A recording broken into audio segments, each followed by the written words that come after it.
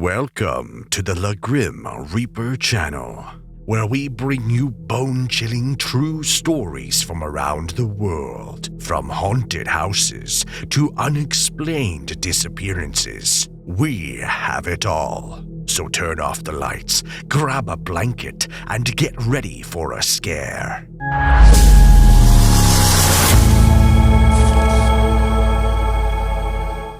It was a night like any other when it happened.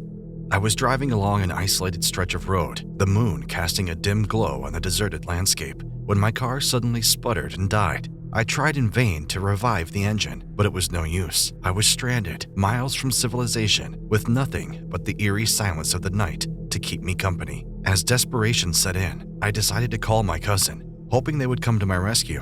When they picked up, relief washed over me, but it was short-lived. My cousin explained they were at least 50 minutes away, and I couldn't help but feel a sinking feeling in the pit of my stomach. The thought of waiting alone in this desolate place sent a shiver down my spine, but I had no choice. As I sat in my lifeless car, the sense of isolation became overwhelming.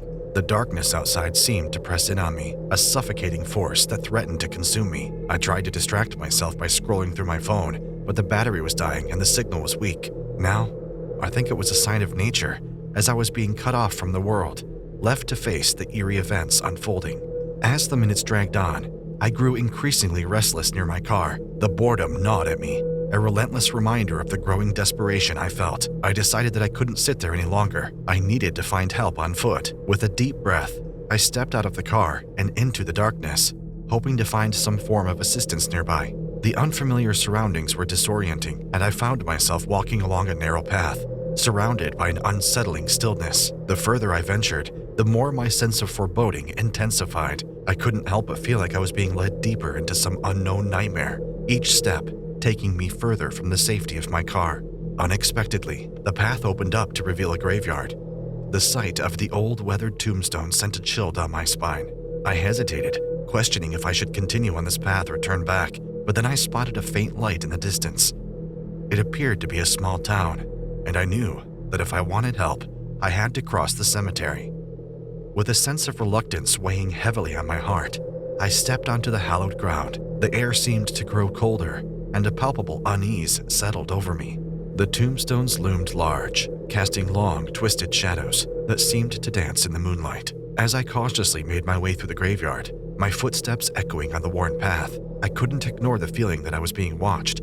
The sense of foreboding that had been building since I left my car reached a fever pitch, and my instincts screamed at me to turn back. But the flickering light of the town beckoned, a promise of safety and respite from the terror that had taken hold of me.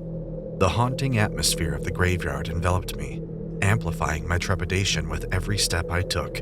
The shadows seemed to grow darker and more sinister, while the wind whispered through the trees like ghostly voices. I tried to ignore the unease building inside me, but it was impossible to deny that something about this place felt wrong. As I ventured further into the cemetery, the tranquility that had once reigned was suddenly shattered by a series of strange and inexplicable phenomena. Tombstones appeared to shift and change, while the very ground beneath me seemed to breathe. I shuddered, my heart pounding in my chest, as I realized that I was no longer alone in this eerie place. I began to notice eerie shadows darting among the tombstones, their movements too quick and fluid to be human. The ghostly whispers I had initially dismissed as the wind now seemed to form a cacophony of voices, their eerie murmurs just beyond the edge of comprehension. My pulse raced, and a cold sweat broke out on my skin as the unexplained events continued to escalate. The cemetery, once a place of somber tranquility, had transformed into a nightmarish landscape of shadowy figures and disembodied voices. The strange phenomena intensified, and I felt a growing sense of dread as I realized that I was trapped in the midst of these unearthly encounters. Suddenly, a chill wind blew through the graveyard, carrying with it the unmistakable sound of footsteps approaching. I froze, my breath catching in my throat as I searched for the source of the sound. As the footsteps grew closer, I could make out the faint outline of a figure emerging from the darkness, its form shrouded in shadow and mystery. My unease grew with each passing moment, and I couldn't ignore the growing sense that I needed to turn back. The graveyard's supernatural presence weighed heavily on me, and I decided that I couldn't continue to cross it any longer. With a pounding heart, I made the difficult choice to retrace my steps and seek refuge in my broken-down car. As I retraced my steps, the feeling of being watched intensified. The eerie shadows and ghostly whispers seemed to follow me, taunting me as I desperately sought the safety of my car. The disquieting journey back through the graveyard felt like an eternity, each step heightening the sensation of the otherworldly presence bearing down on me. When I finally reached the car, I practically threw myself into its familiar confines, seeking solace within the metallic shell. The passing of time seemed to slow as anticipation built for my cousin's arrival. Each creak and rustle from the surrounding darkness set my nerves on edge, my mind still haunted by the chilling experience in the graveyard. Relief washed over me like a tidal wave when my cousin's headlights finally pierced the darkness. Their arrival brought a sense of comfort and safety I had longed for since venturing into the cemetery. Together, we managed to get the car running again, and I couldn't wait to put the nightmarish ordeal behind me.